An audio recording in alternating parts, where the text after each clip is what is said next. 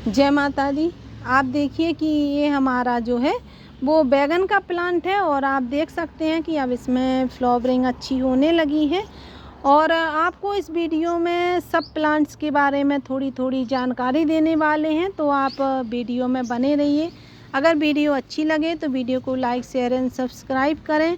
और इन वीडियो को आप बारिश के महीने में जो आपकी जो प्लांट हैं जो हम आपको बता रहे हैं बारिश के महीने में ईज़िली ग्रो हो जाएंगे, तो आप इनको बारिश के महीने में अपने गार्डन में ज़रूर ग्रो कीजिए। इनकी थोड़ी हम केयर टिप्स भी आपको बताएंगे, जिससे कि आपको भरपूर मात्रा में फ्रूटिंग मिले। और आप देखिए कि हमारा जो बैगन का प्लांट है ये सफ़ेद बैगन का प्लांट है और आप देखिए कि इसमें फ्लावरिंग स्टार्ट हो गई है, नए नए फ्लावर्स आने स्टार्ट हो गए हैं और यही फ्रूट में कन्वर्ट होंगे। तो हमें क्या करना है, अब हमें इसकी मिट्टी को बिल्कुल गीली नहीं रखना है। जैसे कि हम देखें कि इसकी मिट्टी थोड़ी सूख गई है ऊपर की, तो हमें इसकी मिट्टी में पानी फिर से देना है। इसके अगर हम इस मिट्टी को सूखा रखते हैं तो हमारे प्लांट के जो फ्रूट बनते हैं वो झड़ जाते हैं और फ्रूट में कन्वर्ट नहीं होते, फ्लावर सारे झड़ जाते हैं। तो आप इसकी मिट्टी को थोड़ा ऊपर से हल्का गीला रखिए, जिस वजह से कि आपके प्लांट में जो फ्रूट बने वो सेट हो जाएं। और बारिश में अगर लगातार बारिश हो रही है तो फिर आप इसके ऊपर एक मुट्ठी जो है आप कोई भी एक सूखी कंपोस्ट का यूज़ कर सकते हैं ऊपर से। और उसके बाद अगर बारिश हो रही है तो कोई बात नहीं, अगर नहीं हो रही है तो आप फिर वाटरिंग कर दीजिए, उसके बाद छोड़ दीजिए। आपका प्लांट काफ़ी हेल्दी हो जाएगा और आपको काफ़ी बड़े बड़े फ्रूट भी देगा। उसी तरीके से हमारी मिर्च का भी यही प्लांट है और मिर्च में भी आपको बिल्कुल कम मात्रा में पानी देना होता है। जब आप देखें कि इसकी मिट्टी बहुत ज़्यादा सूख गई है, आप अगर इसमें तब पानी देते हैं तभी ये प्लांट हमारा हेल्दी रहता है। और आप देखें कि जैसे ही इसकी जो ब्रांचें रहती हैं, आप देख रहे हैं कि कितनी बड़ी बड़ी इसकी ब्रांचें हो गई हैं, करीब 4-5 जब पत्तियां निकल आएँ तो आपको क्या करना है कि आपको इस तरह से ऊपर की इसकी टिप इस तरह से निकाल देनी है। और जैसे ही आप इसकी टिप को निकालते हैं, देखिए मैंने जैसे ही इसकी टिप इधर से निकाली थी तो आप देखिए इसमें कितनी सारी ब्रांचें निकल कर बाहर आई हैं और इसमें बहुत ज़्यादा फ्रूटिंग होती है। तो आप इस तरह से इसकी पिंचिंग करते रहिए, तो आपको ढेर सारी इसमें जो मिर्चें हैं वो खाने के लिए मिलेंगी। इस बारिश में आप अपने गार्डन में करेला भी लगा सकते हैं। करेला बारिश में बहुत आसानी से ग्रो हो जाता है, क्योंकि इसकी मिट्टी हमेशा गीली रहनी चाहिए, तभी करेला आपको अच्छी फ्रूटिंग देगा। और जितना आपका प्लांट हेल्दी रहेगा उतनी ज़्यादा आपको फ्रूटिंग देगा। और आप देखिए कि हमारा ये प्लांट काफ़ी हेल्दी हो गया है और अब फ्रूटिंग भी देना इसका स्टार्ट हो गई है। देखिए एक फ्रूट इधर सेट होने भी लगा है। इस तरह से इस प्लांट में ढेरों जो आपको करेला खाने के लिए तो मिलते ही हैं, पर इसकी मिट्टी को आपको हल्का सा गीला रखना है, तभी ये प्लांट आपका सक्सेस होगा। अगर इसकी मिट्टी सूखने लगेगी और ये प्लांट आपका मुरझाने लगेगा तो समझ जाइए कि इसकी ग्रोथ तभी रुक गई है। तो आप इसकी मिट्टी बहुत हेल्दी बनाइए, जिस वजह से कि हमारा प्लांट भी काफ़ी हेल्दी रहे और इसमें जो भी करेला लगे बहुत अच्छे से लगे। इसके छोटे छोटे फ्लावर्स आते हैं तो अपने आप ही ये अपने को पॉलिनेट करता रहता है। तो आप कोशिश करें कि इसके साथ आप कुछ फ्लावर प्लांट्स भी लगा कर रखें, जिस वजह से कि जैसे ही पॉलिनेटर आते हैं तो इनके फ्लावर्स पर बैठते हैं तो इनके सारे फ्रूट्स को पॉलिनेट भी कर देते हैं। देखिए मैंने जैसे कि इधर गेंदा का प्लांट लगाया है और इसके फ्लावर्स पर जैसे ही पॉलिनेटर आते हैं तो हमारे जो फ्रूट प्लांट हैं उनको वो पॉलिनेट कर देते हैं, वेजिटेबल वाले प्लांट को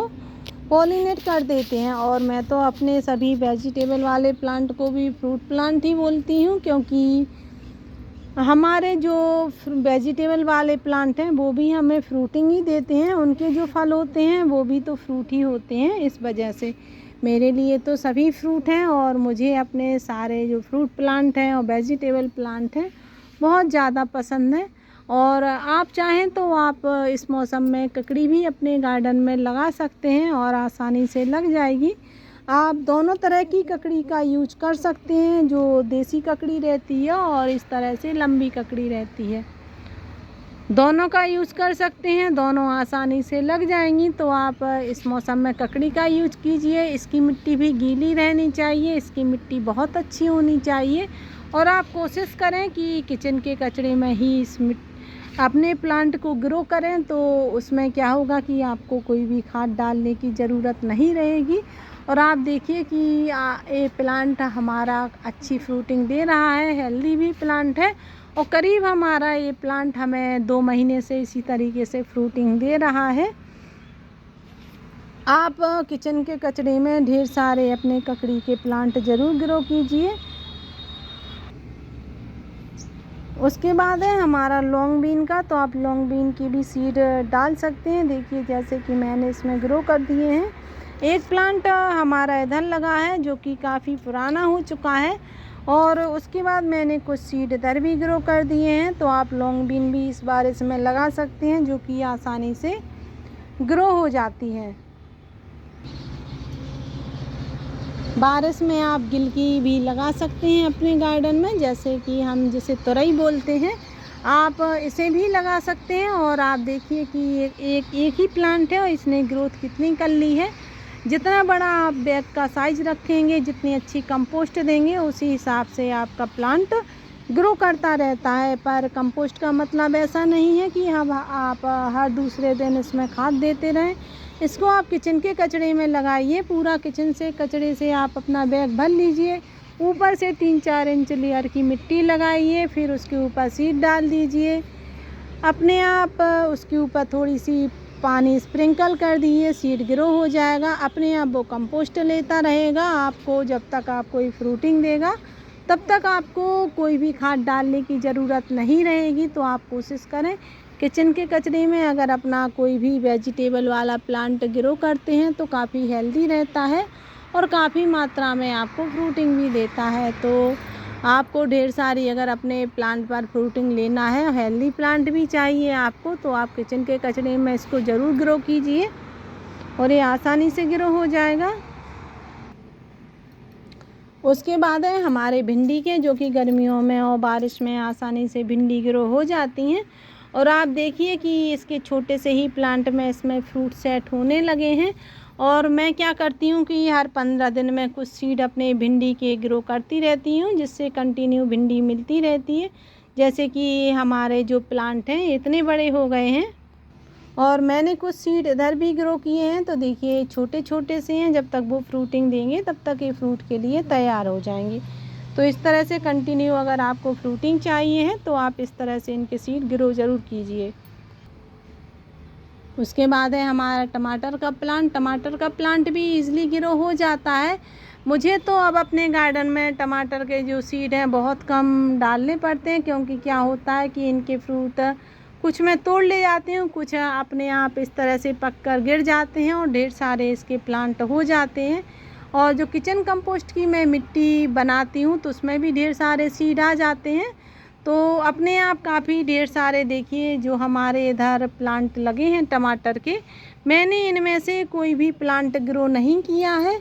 और मैंने इसमें एलोवेरा लगाया था और अपने आप इसमें 2 प्लांट टमाटर के उगकर आ गए हैं। इसमें भिंडी लगाई थी तो 2-3 प्लांट इसमें उगकर आ गए हैं। उसमें भी मैंने एलोवेरा लगाया था, उसमें भी 2 प्लांट उगकर आ गए हैं। पर मैं क्या करती हूँ, इनको कभी भी नहीं हटाती हूँ। और जो प्लांट अपने आप उगकर आते हैं उनमें फ्रूटिंग बहुत ज़्यादा होती है, बहुत बड़ी बड़ी साइज़ की फ्रूटिंग होती है।